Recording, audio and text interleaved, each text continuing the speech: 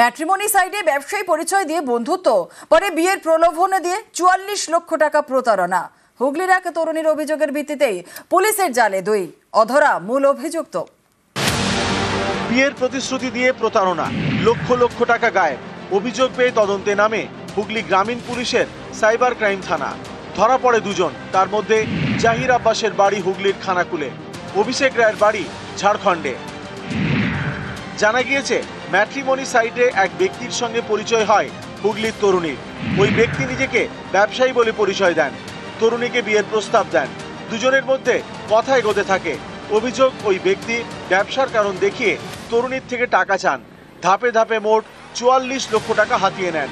এরপরে তরুণীর সঙ্গে যোগাযোগ বন্ধ করে দেন ওই ব্যক্তি। প্রতারিত হয়েছেন বুঝতে পেরে কামারকুণ্ডু সাইবার ক্রাইম থানায় অভিযোগ দায়ের করা হয়। শেষমেশ জালে দুই। আমরা তাদেরকে অ্যারেস্ট করতে পেরেছি। তাদের একজন হচ্ছেন অভিষেক রায়, যার বাড়ি ঝাড়খণ্ডের দেওঘরে। দ্বিতীয় ব্যক্তি যাকে আমরা অ্যারেস্ট করি তার নাম জাহির আব্বাস।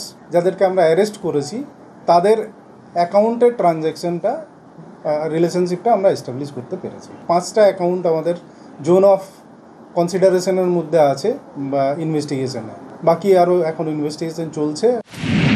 ধৃতদের থেকে 40 লক্ষ টাকা উদ্ধার করেছে পুলিশ। বাজেয়াপ্ত করা হয়েছে 3টি মোবাইল ফোন, একাধিক এটিএম কার্ড এবং ব্যাংকের পাসবই। হুগলি থেকে রানা কর্মকার, নিউজ 18 বাংলা। রাস্তা কেন্দ্রে মেরামতির কাজ করছে রাজ্য। রাস্তা মেরামতি নিয়ে জাতীয় সড়ক কর্তৃপক্ষকে চিঠি নবান্নের। রাজ্যের বহু এলাকায় জাতীয় সড়কের অবস্থা খারাপ। টানা বৃষ্টিতে একাধিক জাতীয় সড়কে গর্ত, খানাখন্দ। জাতীয় সড়ক কর্তৃপক্ষের তরফে কোনো সাড়া না পাওয়ায় রাজ্যে নিজের টাকাতেই রাস্তা মেরামতি শুরু।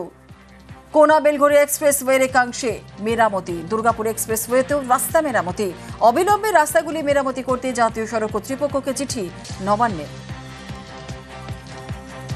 স্কুল আছে, পড়ুয়া নেই, সেটাও প্রায় 5 বছর ধরে। রাজ্যে এমন সরকারি এবং সরকার অনুমোদিত স্কুলের সংখ্যা 348টি। স্কুল শিক্ষা দপ্তরের সমীক্ষায় উঠে এসেছে এমনই চাঞ্চল্যকর তথ্য।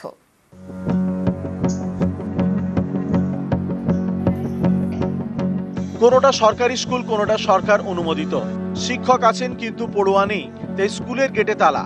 কিন্তু সংখ্যাটা ঠিক কত তা জানতে সম্প্রতি সমীক্ষা করে স্কুল শিক্ষা দপ্তর।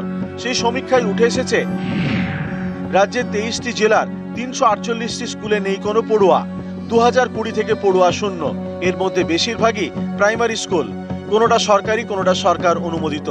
স্কুল শিক্ষা দপ্তরের রিপোর্টে বলা হয়েছে উত্তর 24 পরগনায় বন্ধ হয়ে গিয়েছে 60টি স্কুল, হাওড়ায় 24টি, পূর্ব বর্ধমানে 18টি, দক্ষিণ 24 পরগনায় 17টি এবং হুগলিতে বন্ধ 13টি স্কুল। এইসব স্কুলগুলির মধ্যে একটি মায়াপল্লী জিএসএফপি স্কুল। উত্তর 24 পরগনার ইছাপুরের এই স্কুলের গেটে দীর্ঘদিন ধরে তালা। হ্যাঁ, আমি এই স্কুলটায় পড়তাম, আর এই স্কুলটা আগে প্রচুর ছাত্র ছিল। টিচার যখন আস্তে আস্তে কমে গেল, তখন আস্তে আস্তে সব ছাত্রছাত্রীও কমে গেল। আপনারা তো এই পাড়ায় বহু লোক পড়তে বলছে। হ্যাঁ, এই পাড়ায় যত দেখছেন বাচ্চা কাচ্চা সব এই স্কুলেই পড়তো। খুবই খারাপ লাগছে। পাড়ার মধ্যে বাড়ির পাশে একটা স্কুল এভাবে। এখন কি স্টুডেন্ট একদমই থাকে না? না, একদমই নেই। টিচারও নেই, স্টুডেন্টও নেই। আগে খুব ভালো চলতো, অনেক ছাত্রছাত্রী ছিল এবং স্কুল ভর্তি ছাত্রছাত্রী ছিল। আস্তে আস্তে দেখি ছাত্র কমে গেল সব।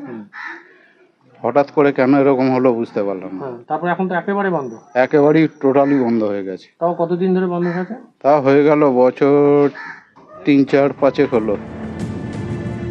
পশ্চিম মেদিনীপুরের ঘাটাল, এখানকার গম্ভীরনগরের গান্ধী প্রাথমিক বিদ্যালয় 7 বছর ধরে বন্ধ। এই বিদ্যালয়ে তো আপনারা পড়াশোনা করেছি আমরা। হ্যাঁ, আমার দাদারা করেছে, আমার পূর্বপুরুষরাও করেছেন। সবচেয়ে পুরনো হচ্ছে যে 1928 সম্ভবত, যেটা আমাদের শোনা। 28 সালে এই গান্ধী প্রাথমিক বিদ্যালয় প্রতিষ্ঠা হয়েছিল। শিক্ষক মহাশয় তো আছেন, খাতায় কলমে আছে বলে শুনেছি, আমরা জানি না, হয়তো খাতায় কলমে আছে কিন্তু স্কুল নেই। স্কুলে ছাত্র নেই, ছাত্র তো নেই, তখন থেকেই উঠে গেছে স্কুল। স্কুলে কেউ আসে না।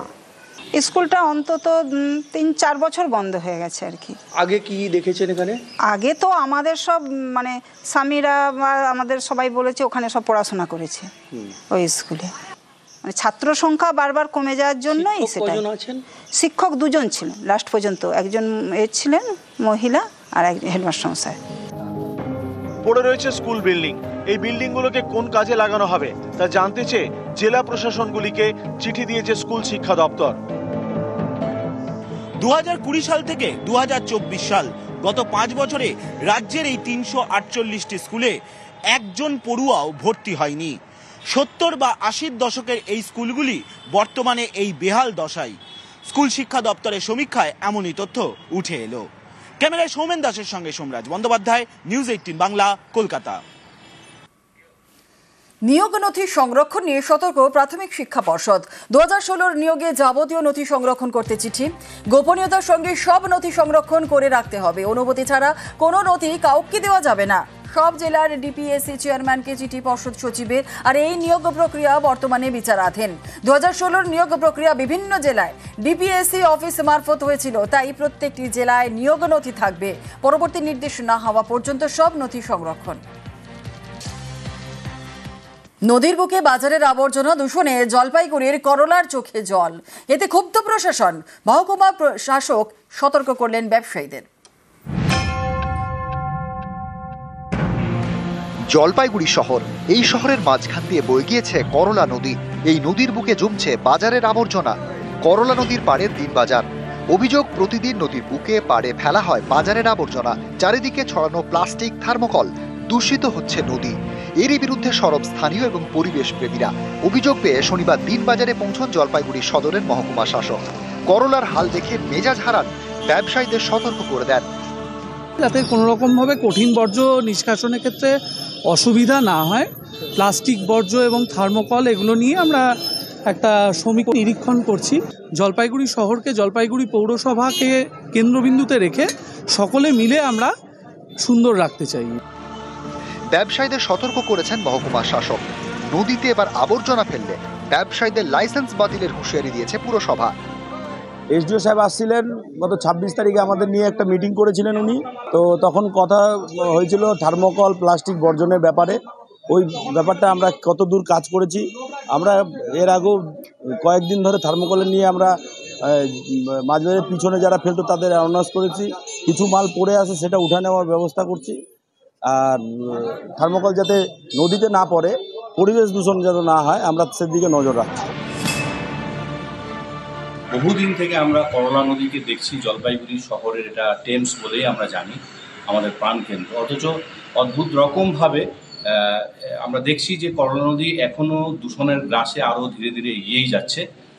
বহুবার প্রশাসনিক তরফেও বহু ব্যবস্থা তারা নিয়েছেন, কিন্তু দুর্ভাগ্যবশত একটা বড় অংশের ব্যবসায়ীরাও কিন্তু এখনও সজাগ হননি, যার ফলে তারা কিন্তু নিয়মিতভাবে এখনও করলা নদীকে দূষিত করে যাচ্ছেন।